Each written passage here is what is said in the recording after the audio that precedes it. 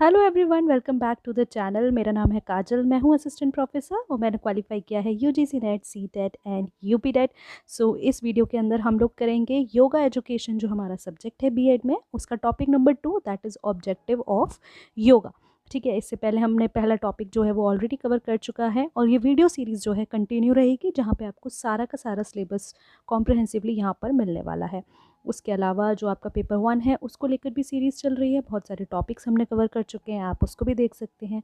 आपका ईवीएस वाला पोर्शन जो है वो भी हम कवर कर चुके हैं, आप वो जाकर प्लेलिस्ट पड़ी हुई हैं सारी, जाकर देख सकते हैं।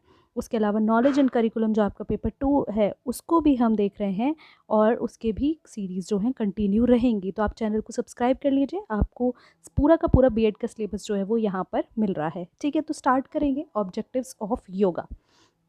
तो जो पहला हमारा पेपर था और जो पहला हमारा वीडियो था उसके अंदर हमने देखा था meaning and definitions of yoga. आखिर योगा होता क्या है, एक्चुअल में क्या योगा होता है, एंशियंट टाइम से मॉडर्न टाइम तक आते आते योगा की किस तरीके से डेफिनेशन बदली, हमने ये देखा अपने पिछले वीडियो के अंदर। तो ऑब्जेक्टिव्स क्या हैं, अब हम ये देखेंगे कि ऑब्जेक्टिव्स क्या हैं योगा के। तो योगा के अगर हमें ऑब्जेक्टिव मतलब होता है एम, है ना, योगा का एम क्या है।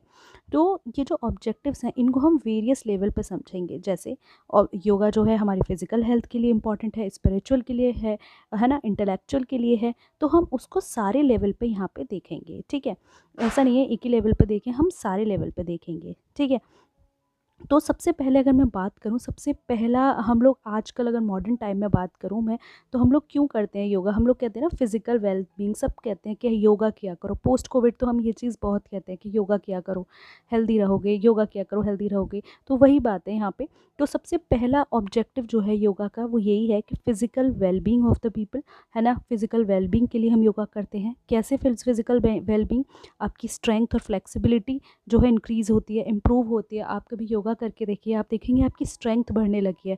आप पहले थके थके महसूस करते थे, लेकिन आपकी अब स्ट्रेंथ जो है वो बढ़ गई है। अब आप इतना थका महसूस नहीं करते, फ्लेक्सिबल बॉडी हो जाती है।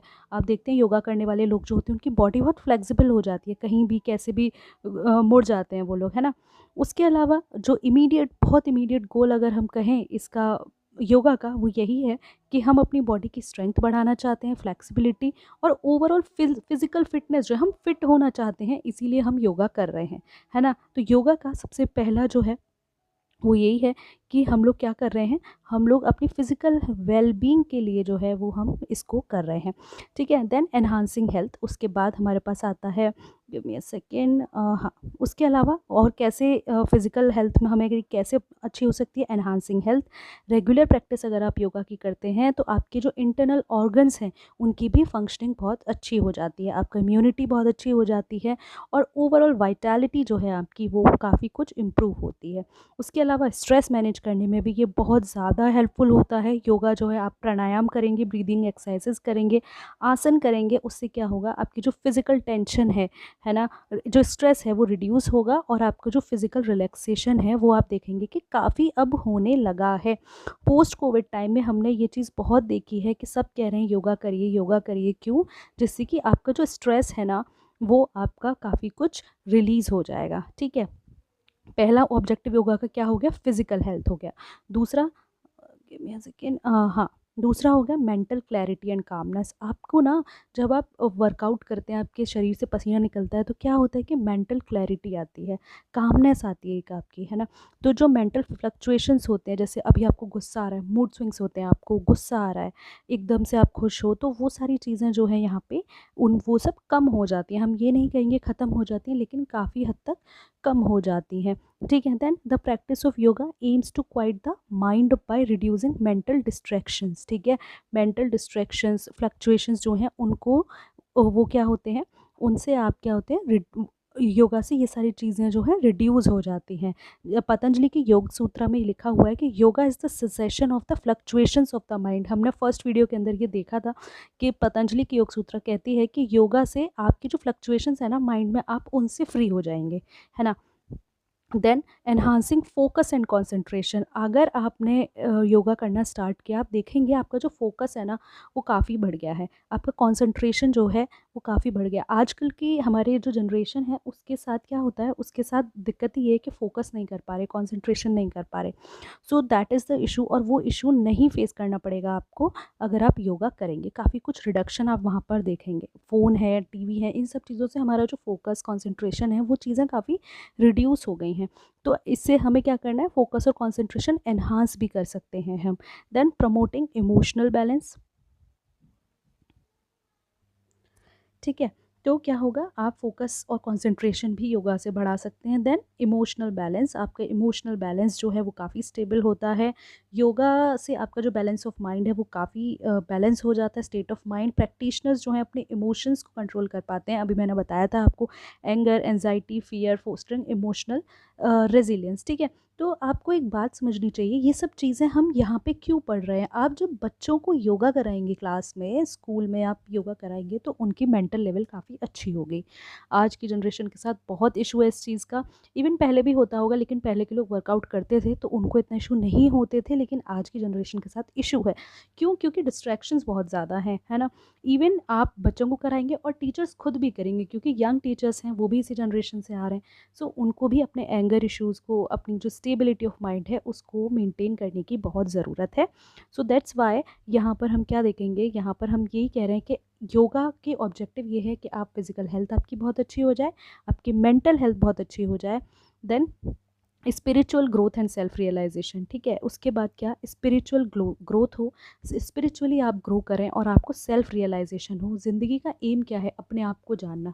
आजकल हम लोग क्या कर रहे हैं रील्स और इसके टाइम में, कि हम दूसरों के की तरह बनना चाह रहे हैं ना, बल्कि ऐसा नहीं होना चाहिए। तो योगा आपको हेल्प करेगा सेल्फ रियलाइजेशन में, आपको खुद को जानने में, है ना। तो union of individual and universal consciousness, ultimate देखो ऑब्जेक्टिव जो है ना योगा का, अल्टीमेट ऑब्जेक्टिव अगर कोई बात करे तो वो यही है कि आत्मा का ब्रह्मांड से मिलन। सेकंड पेपर जो है कंटेम्प्रेरी इंडिया एंड एजुकेशन, वहाँ पर मैं आपको ये चीज़ पढ़ा रही हूँ, तो वहाँ पे जाके आप देखना, ठीक है। तो आत्मा का ब्रह्मांड से मिलन बेसिक जो है वो ये है। तो स्पिरिचुअल गोल जो है वो योगा का यही है, और योगा करके आपको ये मिल सकता है। जब आप योगा करने लग जाते हैं तो आपको ऐसा, आपके आत्मा का और आपके ब्रह्मांड का मिलन होगा। तो आपको क्या, आपको चीज़ों से फ़र्क नहीं पड़ेगा फिर, है ना।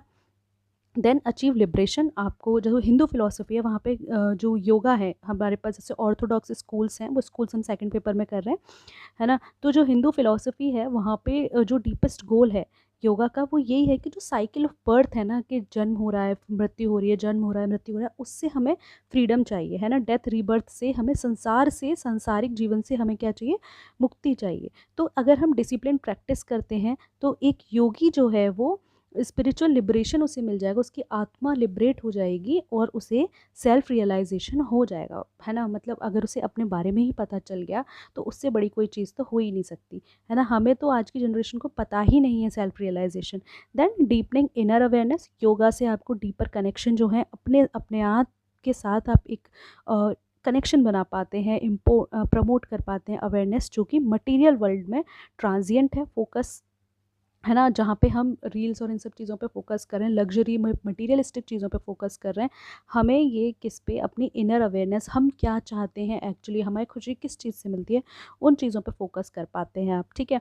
देन योगा का अगला ऑब्जेक्टिव यही है कि होलिस्टिक इंटीग्रेशन, बॉडी, माइंड और स्पिरिट, आपकी बॉडी, माइंड और स्पिरिट तीनों चीज़ एक बैलेंस में काम करने लग जाती हैं, ठीक है। तो सबसे पहले तो बॉडी हार्मोनाइज होगी, है ना। माइंड एंड स्पिरिट, योगा का काम है कि आपकी बैलेंस आए, फिजिकल, मेंटल, स्पिरिचुअल डायमेंशंस जो हैं आपकी, उनमें सब में बैलेंस और यूनिटी आए। जैसे कि practice like asana, postures, breathing, meditation work together to create this integration. अगर आप पोस्चर्स कर रहे हैं, आप पसीना भी निकाल रहे हैं, आप प्राणायाम कर रहे हैं, ब्रीदिंग एक्सरसाइज, अनुलोम विलोम वगैरह कर रहे हैं, और मेडिटेशन कर रहे हैं अगर आप, तो आप अपनी बॉडी, माइंड और स्पिरिट का इंटीग्रेशन कर सकते हैं।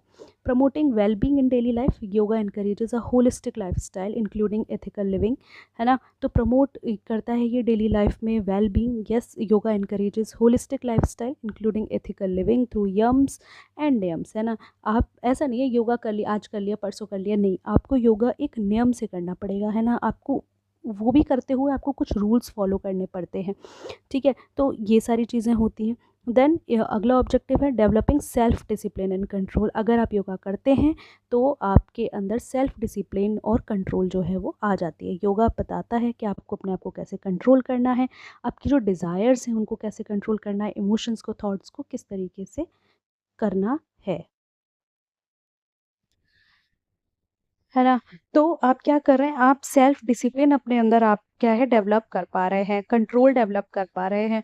और ये एक दिन में नहीं आता, आपको बहुत दिन रेगुलर प्रैक्टिस करनी पड़ेगी और आपको एथिकल प्रिंसिपल्स को लेकर के कमिटमेंट करने पड़ेंगे। अगर आप, और सही भी बात है ना, अगर आपने किसी भी चीज़ को लेकर डिसिप्लिन फॉलो कर लिया तो आपकी लाइफ सेट होने से कोई नहीं रोक सकता, है ना। और जहाँ हमने प्रोक्रेस्टिनेट कर लिया वहाँ पे हमें पता है कि हमें कितना ज़्यादा उसका सेटबैक जो है वो हमें देखना पड़ता है, ठीक है।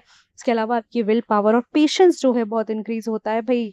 जो ये टाइम है ना, इस वक़्त पे हम लोग इतने इम्पेशेंट है ना? रील्स का टाइम है, 30 सेकंड्स का शॉर्ट्स देखते हैं, हम 5 सेकंड की रील देखते हैं।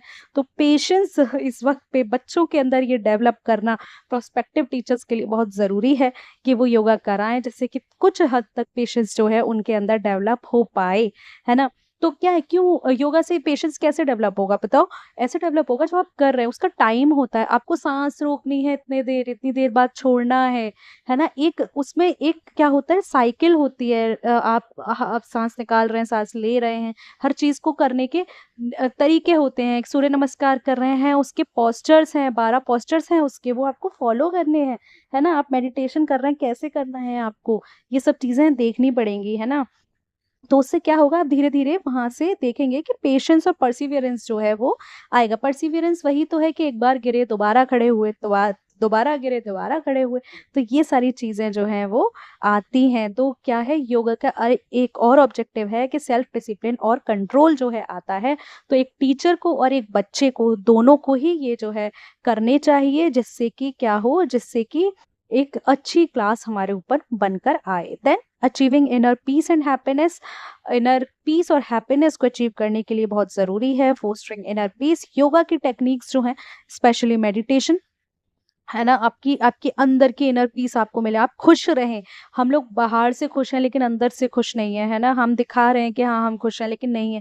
तो आप अंदर से खुश रहें। अंदर से खुश कब रहेंगे? जब आपका दिमाग शांत होगा, जब आप एक इनर पीस में होंगे। तो ये रिड्यूस करता है एंग्ज़ायटी, है ना? अब एक स्टेट ऑफ कंटेंटमेंट आता है। आपके पास जितना है आप उसमें खुश रहना सीखते हैं, है ना? और आपको ये पता चलता है कि खुशी हमें बाहर से ढूँढने से नहीं मिलती, खुशी हमारे अंदर खुद ही होती है। So fostering inner peace, then experience bliss, ananda. As practitioner जो है, जब वो अपनी योगा जर्नी को प्रैक्टिस करते हैं ना, तो आप देखेंगे कि they seek to experience a state of deep joy और ब्लिस, है ना, that arises from inner fulfillment rather than external. ठीक है।